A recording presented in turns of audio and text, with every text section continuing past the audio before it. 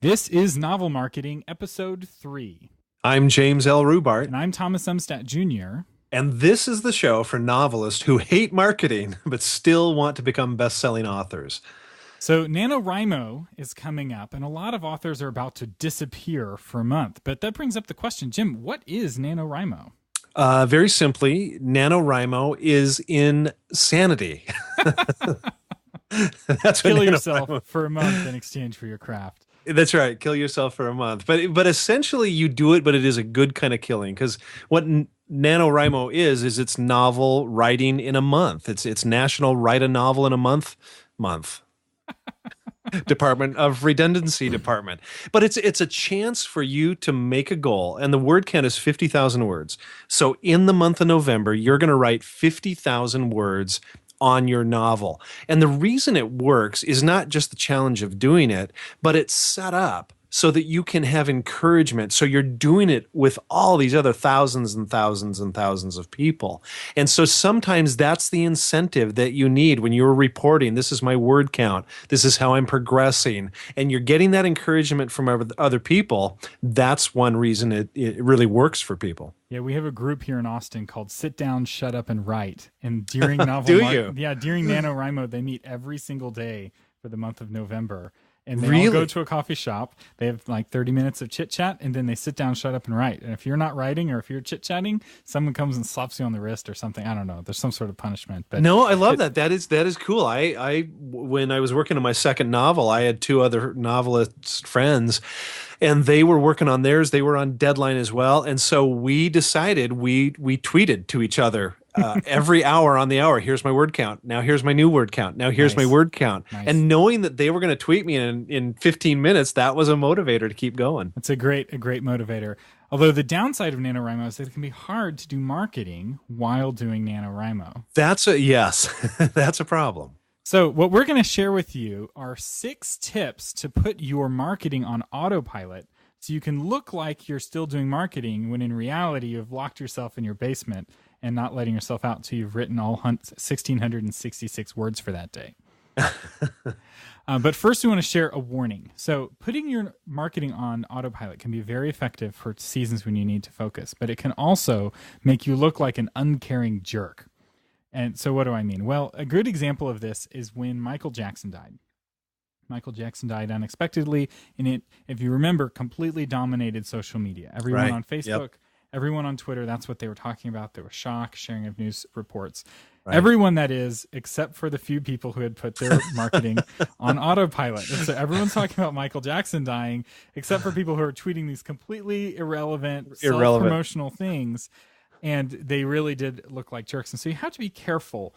So a tweet that would be, hey, really looking forward to Michael Jackson's tour, that was not a winner. That's right. And there are many, many stories I can share of other people who've put their marketing on autopilot and gotten in trouble for it. So what you have to do is you have to be careful and ready to jump in and put it on pause if there's some sort of event. You have to kind of keep an ear to the ground. There's not a lot of news events that are that big of an event, and not September 11th level event. It's the sort of thing that the news would get to you even in your NaNoWriMo cave.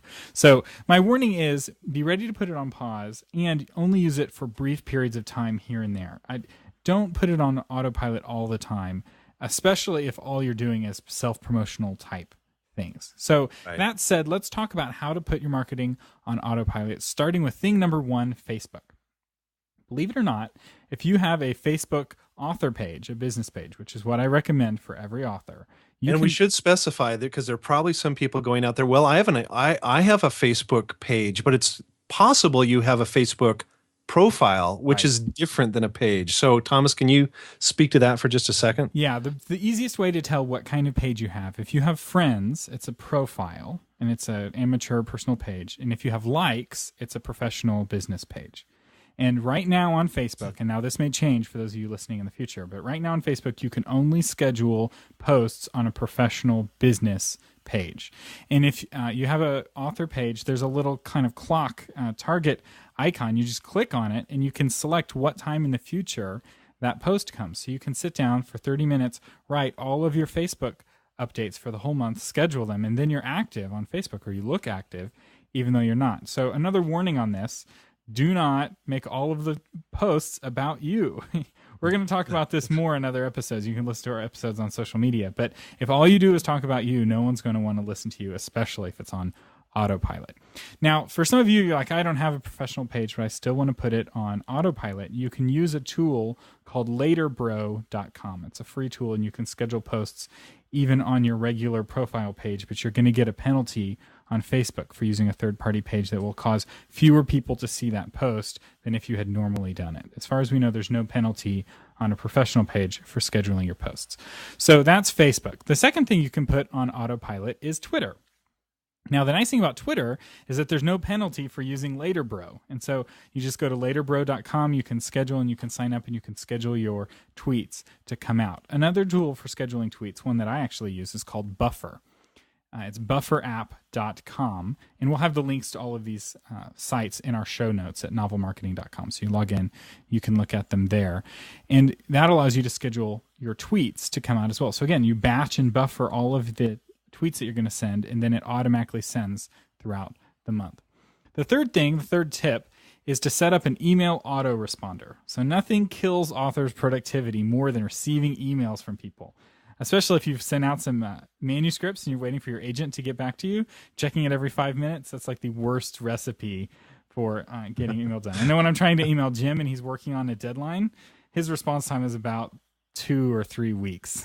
That's kind. I thought you were going to say months. Well, yeah, it is what it is. And so it's okay to be slow responding to people like that on email if you set that expectation. So if normally you respond to emails within hours or days, and suddenly it's going to be weeks or months, you need to set up a vacation autoresponder. And you do this however you'd set up a vacation autoresponder in Outlook or Gmail.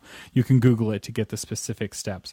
And what this does is it automatically sends a reply to people who've sent you an email saying, hey, I'm working on NaNoWriMo. I'm trying to write 1,600 words every single day. I'm going to be slower responding to email. If this is an emergency, text me, or something like that. And that can save you from people being disappointed that you didn't email them back right away. Tip number 4, but before we get into that, Thomas, I want to play devil's advocate for a moment. We are suggesting to people... You really like that devil. I like the phrase. We're suggesting people schedule these things out. Love it. I understand it. I do it. I get it. But what happens when that person responds to a particular Facebook post and they're in the comments and they're pouring their heart out and you're not responding to that? How does that look to one of your fans? If they have the expectation that you respond to every comment, that's going to look pretty bad. That's, again, expectations management is key. But sometimes you need someone to keep an eye on your Facebook for you, which leads us into tip number 4. Yeah, and Thomas is exactly right. Tip number 4 is get a buddy. In other words, get another author who probably isn't doing NaNoWriMo, and you trade with them. So during the month of November, I say, Thomas, look, I'm going to be buried in trying to get 50,000 words done. Could you just keep an eye on my Facebook page? And I trust you. You know me. So if there's a comment, could you just shoot a comment back or just like the comment so that I'm not looking like I'm a jerk and I'm ignoring you? So get a buddy, find a buddy, and then later on in the year, you do the same thing for them. And that's a tip that can work even outside of NaNoWriMo. When you're going on vacation and you'd really like to unplug and not be buried in social media, that can help you out then as well. Another way, if you feel uncomfortable asking a buddy to do it, you can hire someone on odesk.com for $5 or $10 an hour and just say, hey, shoot me an email summary of what happened in social media today and if there's anything I need to respond to. There's a lot of folks you can get virtual assistants on odesk.com to help you out with that. All right, tip number 5 is to put your blog on autopilot. If you're using WordPress.org, I think even Blogger allows you to do this, you can set a date for your blog post that's in the future. And what happens when you do this is that your WordPress blog won't publish that blog until that future date. And so I know authors who have buffered their blog posts out really far in advance. And this, there's less risk to it. People aren't expecting your blog posts to be relevant with what's going on in the news like they are with social media. And so I know some authors that if they were to die today, they would keep blogging for a couple of years. They have such a big buffer built up. And so that allows them, they keep building a buffer. You know, let's say every 4 weeks they write 5 blog posts. And so after the end of the year, they have 50 blog posts written as a buffer. No, That's not right. That's not. I'm trying to do math live on the air. That's always a mistake. They have 12 extra blog posts at the end of the year, and after a few years of that, you have enough buffer so you can go on vacation and keep having your posts come out regularly. And the other thing you can do with that is most of you probably understand that you can turn comments on and turn comments off. That might be an option when you know you're going to be gone for a week. Thomas, you're not sure about that. I would not recommend turning comments off. You want comments. Better to have a comment and not respond to it. And not respond? Yeah, in fact, I'm not actually a big fan of responding to comments in the comments. I feel that as the blogger, you have such a powerful voice writing the thing that everyone reads that it's better to just write another blog post responding that everyone can read than to leave lots of comments. Than necessarily in the comments. Lots of comments. That's not a universal rule, and I know very popular bloggers who do that, but I also know popular bloggers who spend a lot of time in their comments, and it keeps them from doing things that might give them a better return for that time.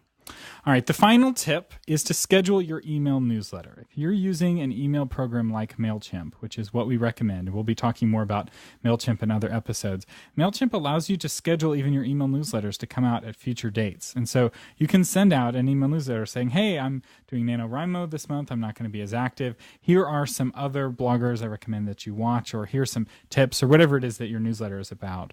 You can schedule those newsletters to come out in the future. So we would love to hear from you. If you have Autopilot tips or NaNoWriMo tips, please post them on our blog on novelmarketing.com under the show notes for episode 3. Just say, what do you do to put your marketing on autopilot? And remember, you can always connect with us at novelmarketing.com. Would love to get your comments, suggestions, what we did right, what we did wrong, show topics that you would like to see us discuss. And thanks for listening to the Novel Marketing Podcast, giving you novel ideas on how to sell your book online, offline, and everywhere in between.